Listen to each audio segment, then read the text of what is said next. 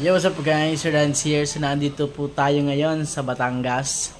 So, mamaya po pupuntahan natin yung isang panadero dito sa bakery. At titignan natin kung paano siya gumawa ng tinapay. So, okay. Update. Sir Lance out. God bless.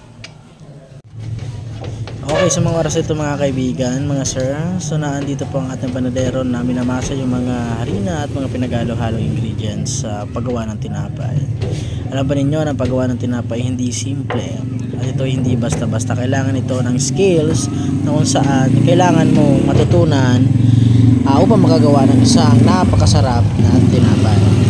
So, kung mapapansin mo, hinuhulma or minamasa pa sa makina bago ito lutuin ng ating panadero. Kailangan talaga na sobrang masak-masa ang tinapay para ito ay sobrang sarap. Ano po?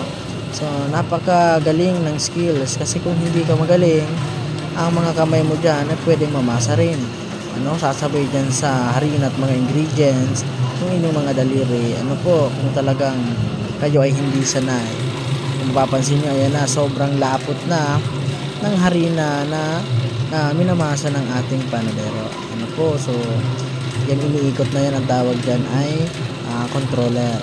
Ano po? So, ibig sabihin, ginagalaw yan para yung pag-ipit ng makina ay ma-adjust. So, yan. So, talagang sobrang hirap talaga gumawa ng tinapay kung hindi mo ito pinag-aralan or wala kang skills. Kaya shout out sa lahat ng mga panadero out there, sa mga master baker na patuloy pa rin ang paggawa ng tinapay. Salute po sa inyo. Wag na wag po natin aalisin ang tinapay sa buhay ng mga Pilipino dahil ito na po ang ating mga kinasanayan. Sir Lance out. God bless.